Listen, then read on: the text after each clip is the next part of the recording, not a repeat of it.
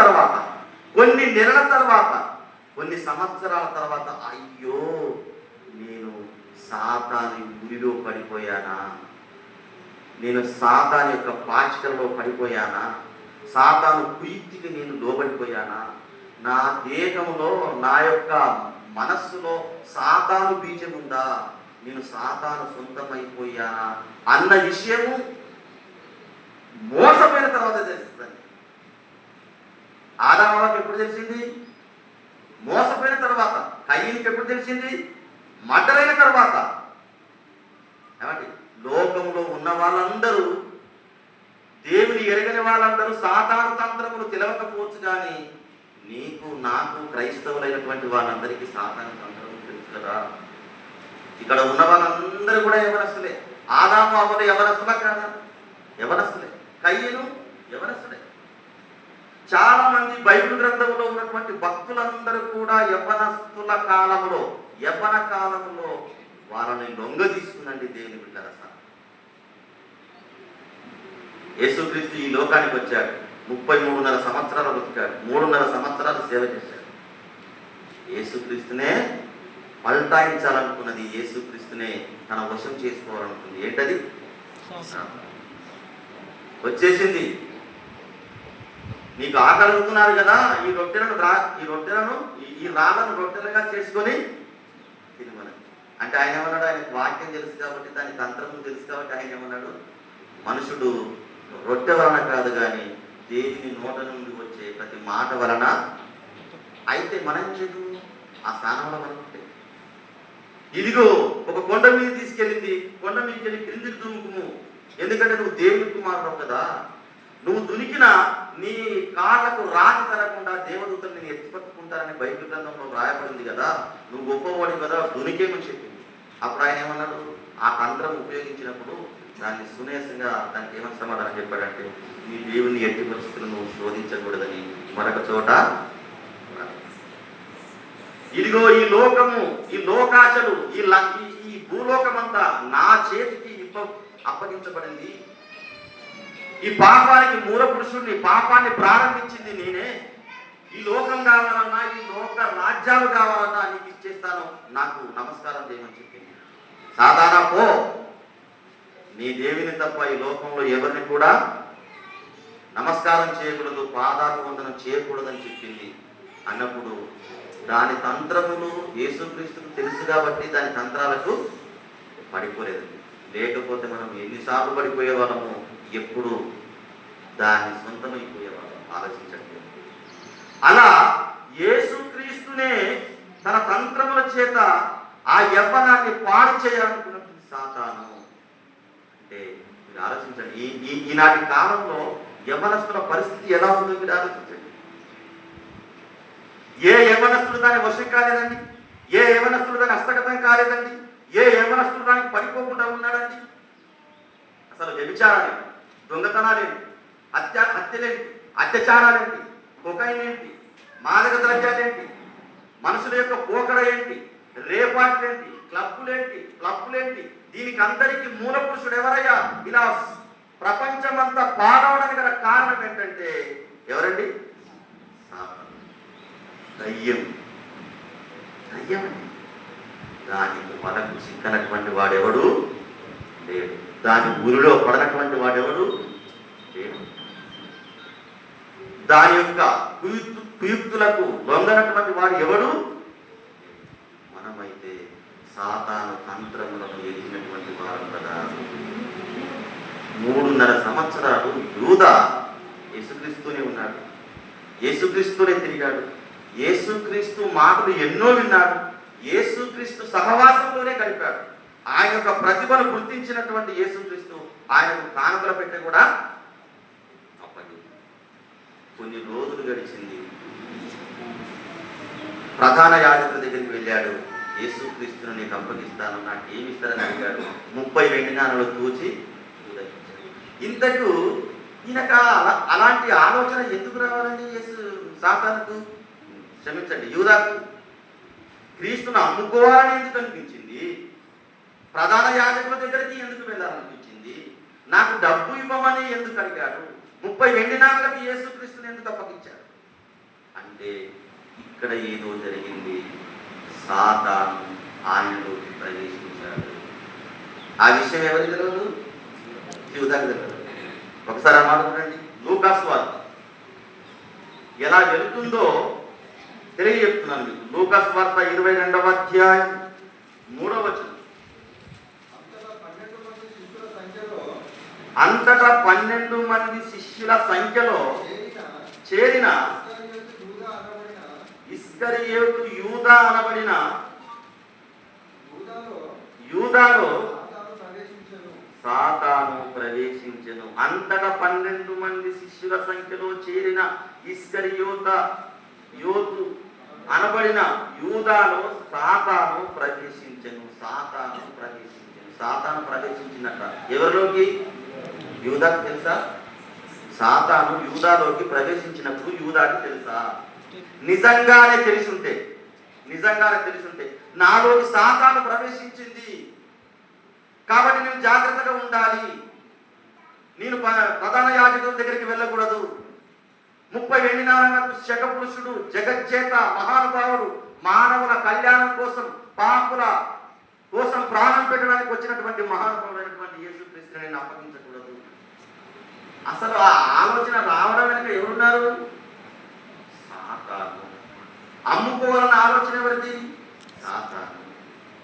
క్రీస్తుని సిలువకు వేయాలన్న ఆలోచన ఎవరిది? సాతాను. 30 వెండి నాణాలు తీసుకోవాలన్న ఆలోచన ఎవరిది? సాతాను. పట్టి పీడిస్తుంది. ఎప్పుడైతే సాతాను యూదాలో ప్రవేశించిందో మహాత్ముడైనటువంటి ఆ యేసుక్రీస్తుని సిలువకు అప్పగించాలనుకుంది. ఎప్పుడైతే యూదా దేహంలో ప్రవేశించాడో అప్పుడు యూదా వెళ్ళి ప్రధాన యాజకులతో ఒడంబడిక చేస్తున్నాడు, వ్యాపారం చేస్తున్నాడు. ఎవరితో? యేసుక్రీస్తుతోనే వ్యాపారం చేశాడు. అమ్ముకోవడానికి వెళ్ళాడు, ఒడంబడిక చేసుకున్నాడు, 30 వెండి నాణాలు తీసుకొచ్చాడు. అందరితో ఆగిపోకుండా ఆయన అడ్రస్ ఎక్కడా అంటే, ఇదిగో నాతో పాటు వచ్చేయండి. ఎక్కడ? ఇదిగో అక్కడ ఉంటాడు, గెత్సమనే తోటలో. వెళ్ళాడు. అందరూ గడ్డాలున్నాయి, 12 మంది శిష్యులకు గడ్డాలున్నాయి, యేసుక్రీస్తు కూడా గడ్డం ఉన్నది. అందరూ గడ్డాలతో యూదులకు ఉండేటువంటి అలవాట్లు అంటే, అందరికీ గడ్డాలు ఉన్నాయి కదా, ఎవరిని గుర్తుపట్టడం వాళ్ళకి అర్థం కాలేదు. నేను ఎవరినైతే ముద్దు పెట్టుకుంటానో అతనే వెళ్ళాడు, యేసుక్రీస్తును ముద్దు పెట్టుకున్నాడు. ఇంత దుర్మార్గానికి ఒడిగట్టడానికి గల కారణం ఏంటంటే, అంతకు ముందే సాతాను వారిలో యేసుక్రీస్తు సిలువకు వేయబడ్డాడు, చంపబడ్డాడు. ఈ విషయం ఎవరికి తెలిసింది? యూదాకు తెలిసింది. మదన పడిపోయాడు, బాధపడిపోయాడు. ఒక మంచి యథార్థపరుడైనటువంటి నిరపరాధి రక్తమును నేను సిలువకు అప్పగించి నేను పాపము చేసినాన విషయము పాపం చేసిన తర్వాత అర్థమైపోయినాడు. ఎవరికి? మత్తయి సువార్త 27వ అధ్యాయం. మత్తయి సువార్త 27వ అధ్యాయం 4వ వచనం చూడండి. నేను నిరపరాధి రక్తమును అప్పగించి పాపము చేసిరని చెప్పాను. వారు దానితో మాకేమి, నీవే చూసుకోమని చెప్పగా వెళ్ళిపోయాడు, ఊరి పెట్టుకుని చనిపోయాడు. నిరపరాధి రక్తమును అప్పగించి పాపము చేసిదని, ఈ పాపాన్ని వెనకాల ఉన్నది దయ్యము అన్న విషయము లేటుగా తెలిసింది. చెప్పాను కదా, మలేరియా జ్వరం వచ్చిన తర్వాత టెస్టుల ద్వారా తెలిసింది, డెంగ్యూ జ్వరం వచ్చిన తర్వాత టెస్టుల ద్వారా తెలిసినట్టు, ఎయిడ్స్ రోగం వచ్చినాక టెస్టుల ద్వారా తెలిసినట్టు. అలాగే సాతాను మనలోకి ప్రవేశించిందన్న విషయము మనము మోసపోయిన తర్వాత, పాపము చేసిన తర్వాత తెలిసిస్తుంది. అప్పటి వరకు సాతాను మనలో ఉన్నదన్న విషయం ఎవరికి? యూదా పరిస్థితి కూడా అలానే. మదన పడిపోయాడు, ఏడ్చాడు, అయ్యో అయ్యో అని రొమ్ము కొట్టుకున్నాడు. ఏమి చెయ్యాలనో తోచక వెళ్ళి సాతాను. ఈనాటి కాలంలో యవనస్తులు ఎలా అయిపోయారు? పూర్తిగా పాడైపోయారు. దేనికి బిడ్డారా? మంచి భార్య ఉండగా, మంచి భర్త ఉండగా అక్రమ సంబంధాలు, అత్యాచారం,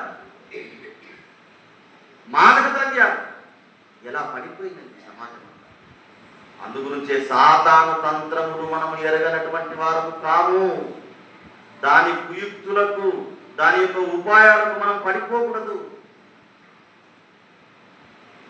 యేసుక్రీస్తుతో తిరిగినటువంటి అతనే నిత్య నరకానికి వెళ్ళిపోయేటంటే దాని తంత్రములు ఎంతగా ఫలిస్తాయో చూడండి.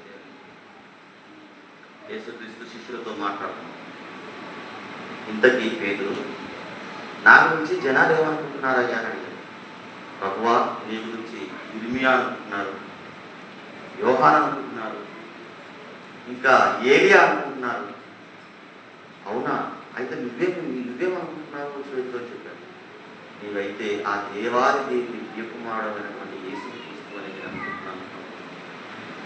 మరియు నాకు చాలా గొప్పవాడివి, ఈ విషయం ఎవరికి కూడా నీవు చెప్పు. పాతాలకు ద్వారములకు తాళం చేయి నీకు ఇస్తున్నాను. ఇవన్నీ కూడా సంభాషించుకునే అవన్నీ కూడా ఎవరు ఇస్తున్నారని సాతాను గారు వింటున్నాడు. అప్పటికే ఈ విషయం నువ్వు ఎవరికి చెప్పకు, నేను యేసుక్రీస్తున్న విషయం ఎవరికి చెప్పకు. ఇదిగో పాతాలకు ద్వారముల తాళము నీకు ఇస్తున్నాను, చాలా జాగ్రత్త అని చెప్పి వెంటనే ఏమని మాట్లాడుతున్నాడు? ఇదిగో మనుష్య కుమారుడు మరణించి 3వ దినమున తిరిగి లేచుట అగత్యము అని ప్రారంభించాడు. ఆ యొక్క సంభాషణ అయిపోయింది. ఆయన మరణము పునరుత్థానం గురించి మాట్లాడుతున్నప్పుడు మనుషుల కుమారుడు ఇదిగో పట్టబడతాడు, దుర్మార్గుల చేత చంపబడతాడు, తిరిగి 3వ దినమున తిరిగి లేస్తాడు అనగానే వెంటనే ఏమంటున్నాడు పేతురు? ప్రభువా, ఇది నీకు దూరమవునుగాక అంటున్నాడు. అప్పటి వరకు బాగున్నాడు పేతురు. వెంటనే మరణం పునరుద్ధానం గురించి, యేసుక్రీస్తు యొక్క మరణం పునరుద్ధానం గురించి మాట్లాడుతుండగా ప్రభువా, ఇది నీకు దూరమవునుగాక అంటున్నాడు. వెంటనే యేసుక్రీస్తు ఏమన్నాడు? సాతానా. అంటే ఏం జరిగిందన్నమాట? అప్పటి వరకు వాక్యం ప్రకటిస్తున్నాడు, మంచి మంచి మాటలు చెప్పాడు. నువ్వు యేసుక్రీస్తు, నువ్వు దేవుని కుమారుడు అనేటువంటి యేసుక్రీస్తుని నేను గ్రహిస్తున్నాను ప్రభు, ఈ విషయం నువ్వు ఎవరికి చెప్పకు, పాతాళపు లోకము తాళం చేసి నీకు ఇస్తానని చెప్పాడు. అయితే మనుష్య కుమారుడు, ఒకసారి మాట్లాడండి, మత్తయి సువార్త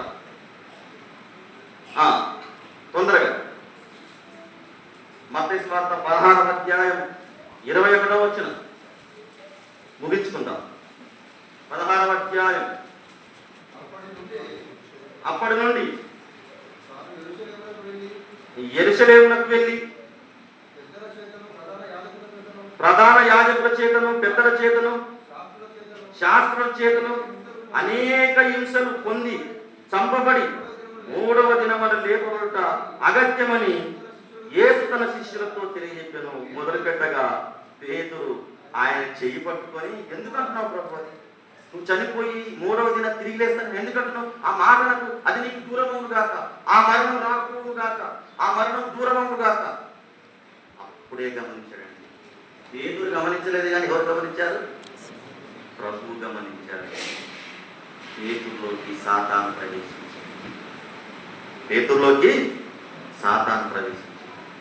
అప్పుడు ఏమన్నా? అయితే ఆయన పేతురు వైపు తిరిగి, సాతానా, వెనుకకు పొమ్ము, నీవు నాకు అభ్యంతర కారణమై ఉన్నావు. అంటే మనుషులందరికీ రక్షణ రావాలంటే యేసుక్రీస్తు ఏమవ్వాలి? చావాలి. మనుషులందరికీ పాప క్షమాపణ జరగాలి అంటే ఏం చేయాలి? క్రీస్తు తిరిగి లేవాలి.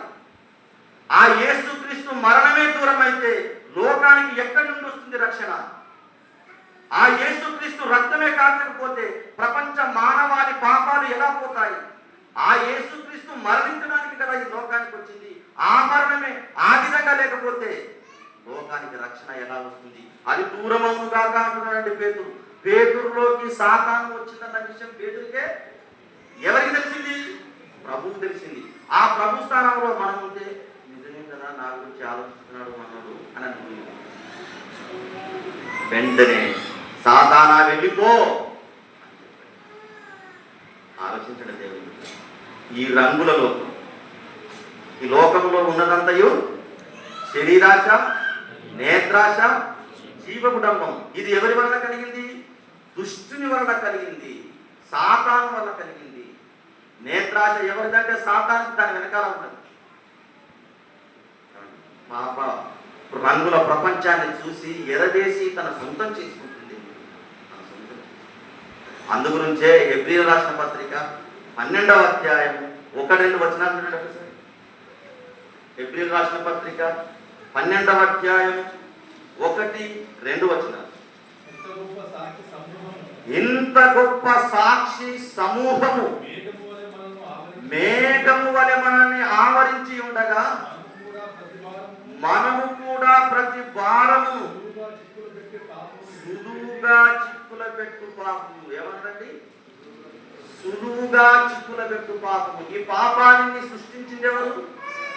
దెయ్యం.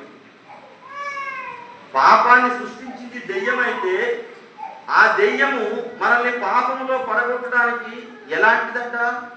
సులువు అంట. సులువు అంటే అర్థం ఏంటి? ఈజీగా, తేలికగా. అవునా, నాలోకి దెయ్యం వచ్చేసిందా అన్నది కూడా నీకు అర్థం కాదు.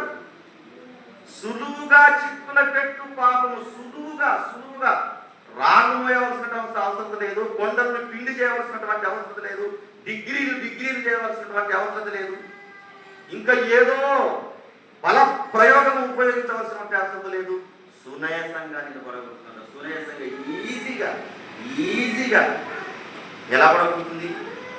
మాట ద్వారా కావచ్చు, క్రియల ద్వారా కావచ్చు, చూపుల ద్వారా కావచ్చు, తలంపుల ద్వారా కావచ్చు, లోకానికి సంబంధించినటువంటి దేని ద్వారా ఈజీగా, సునయసంగా, సులువుగా, తేలికగా పడగొడుతుందండి. ఎవరినైనా అంటే యూదానే పడగొట్టింది, పేతురునే పడగొట్టింది, యేసుక్రీస్తుని పడగొట్టడానికి వెళ్ళినటువంటి సాతాను ఎవరైనా జూజుకే చిన్నవాళ్ళంటే చాలా చిన్న, ఎవరినైనా పడగొట్టే సామర్థ్యం దాన్ని. బలవంతుని, బలహీనుణ్ణి, విద్యావంతుని, విద్యహీనుణ్ణి, సంఘ సంస్కర్తల్ని, స్త్రీలను, పురుషులను, మేధావులను మేము గొప్ప వాళ్ళం అనుకుంటుంటే మనందరినీ పిండి చేసేస్తుందండి. అందుగురించి పేతురు రాసినటువంటి పత్రిక మనం మాట్లాడతాం. మొదటి పేతురు రాసినటువంటి పత్రిక 5వ అధ్యాయం 8వ వచనం. నిబ్బరమైన బుద్ధి గలవారై యవనస్తులారా మెలకువగా ఉండుడి. మీ విరోధి అయిన అపవాది గర్జించు సింహం వలె ఎవరిని మృంగుదునా అని వెతుకుతూ తిరుగుతున్నాడు. ఎవరిని మృంగాలి, ఎలా మృంగాలి, అదే నేను రాసినటువంటి పాట. ఎవరిని మృంగాలి, ఎలా మృంగాలి, ఎలాంటి పాచికలు వేయాలి, ఎలాంటి కుయుక్తులు చూపించాలి, ఎలాంటి ఉపాయం వేయాలి, ఎలాంటి ప్లాన్ వేయాలి, ఎలా పడగొట్టాలి, వాని ధ్యేయం, వాని యొక్క సంకల్పం, వాని యొక్క కోరిక, వాని యొక్క తపన, వాని యొక్క తపస్సు, వాని యొక్క కఠోర శ్రమ ఒక్కటే, అందరినీ నిత్య నరకానికి తీసుకెళ్ళాలి, అందరినీ పడగొట్టాలి. నాకు దక్కంది ఎవరికి దక్కడానికి వీలు లేదు, నేను వెళ్ళండి ఎవరు వెళ్ళడానికి వీలు లేదు, నాకు లేని సంతోషం ప్రపంచంలో ఎవ్వరికీ ఉండకూడదు, నేను అనుభవించేటువంటి ఈ శిక్ష ప్రతి ఒక్కరూ అనుభవించి తీరాలి. వాని యొక్క కంకణం కట్టుకున్నాడు. సమస్త ప్రజలను మోసం చేస్తున్నాడు, అధిష్ఠించాడు, ఈ లోకంలో సింహాసనం వేసుకున్నాడు, ఇక్కడనే పాలన చేస్తున్నాడు, పాపపు పరిపాలన చేస్తున్నాడు, యవనస్తులందరినీ చిక్కించుకుంటున్నాడు.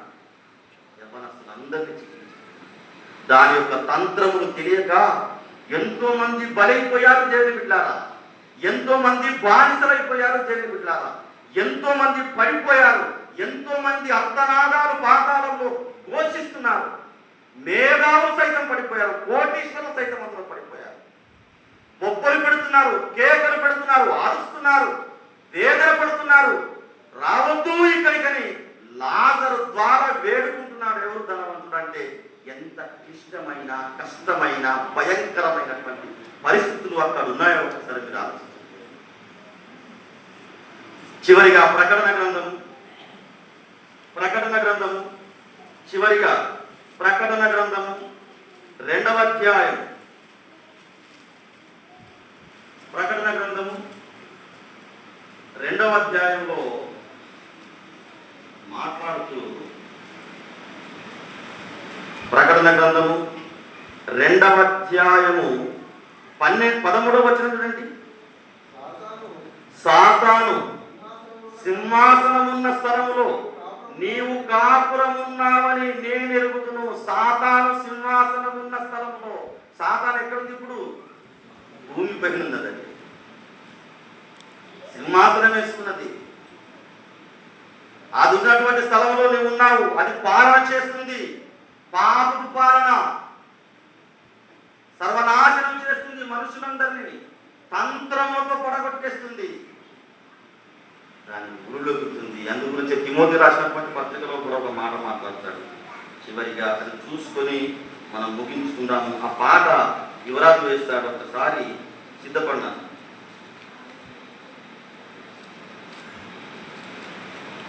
తిమోతికి రాసినటువంటి రెండవ పత్రిక ఈ 2వ అధ్యాయము 26వ వచనములో 2వ భాగం.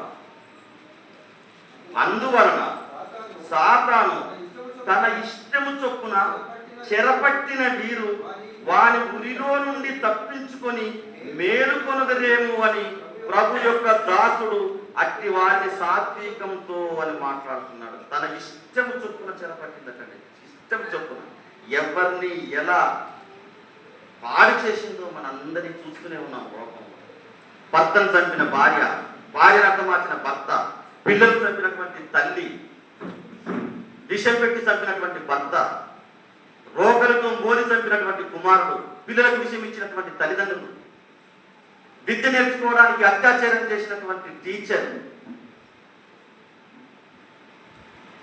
లీడర్లు, యాక్టర్లు, డాక్టర్లు, లోకంలో ఉన్న వాళ్ళందరినీ సర్వనాశనం చేసింది. తన హస్తగతం చేసింది. నిత్య నరకాగ్నికి తీసుకెళ్ళి. అందుగురించే యవనస్తులారా జాగ్రత్త. సాతాను తంత్రములు మనం ఎరగనటువంటి వారం కాదు. దయచేసి దాని యొక్క ఆలోచనలు ఎలా ఉంటాయో మీరు చూడండి అని చెప్పారు. ఒకసారి ఆ మాట, ఆ పాట చూసుకొని మనం ప్రార్థన చేసుకుని మొదటి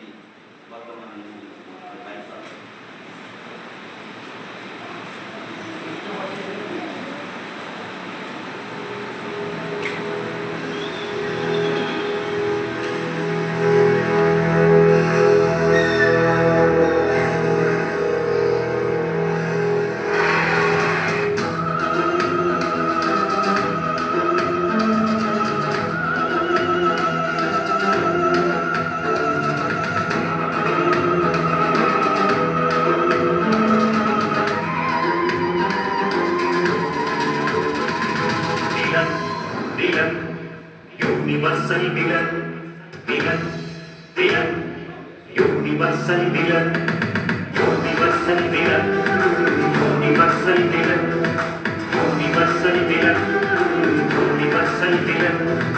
ఎవరిని మృంగుతున్నా అని వెతుకుతూ ఉన్నాడు, ఎలా మృంగాలా అని తిరుగుతూ ఉన్నాడు. ఎవరిని మృంగుతున్నా అని వెతుకుతూ ఉన్నాడు, ఎలా మృంగాలా అని తిరుగుతూ ఉన్నాడు. కర్తించు సింహము వలె గంతులు వేయుచున్నాడు. నొక్కి చిక్కించుకొని నిన్ను పతనం చేయుచున్నాడు. మనుషులందరినీ ముచ్చిలాగాడు, ఆవరణ హోమం చేస్తున్నాడు. Universal villain, universal villain, universal villain, universal villain, universal villain. ఎవరిని మృంగుతున్నా అని వెతుకుతున్నాడు, ఎలా మృంగాలా అని తిరుగుచుకున్నాడు.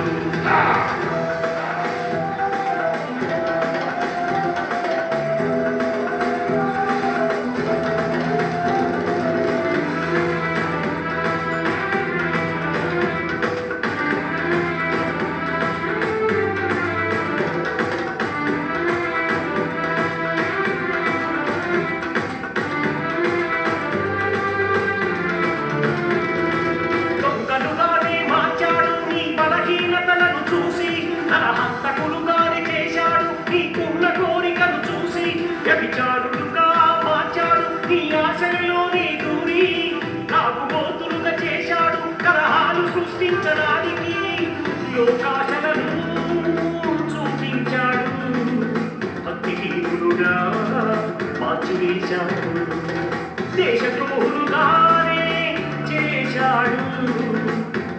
తత్వాన్ని పరిచించాడు. స్వాతంత్ర్యులు ధనాపేక్షులు వింకములాడు అహంకారులు దూషకులు అపవిత్రులు తల్లిదండ్రులకు అవిధేయులు కృతజ్ఞత లేని వాడు అరుణాగ రైతులుగా మార్చాడు. Universal villain, universal villain, universal villain, universal villain, universal villain, universal villain. ఎవరిని రింపుతున్నా అని వెతుకుతూ ఉన్నాడు, ఎలా లింగాలా అని తిరుగుచుకున్నాడు.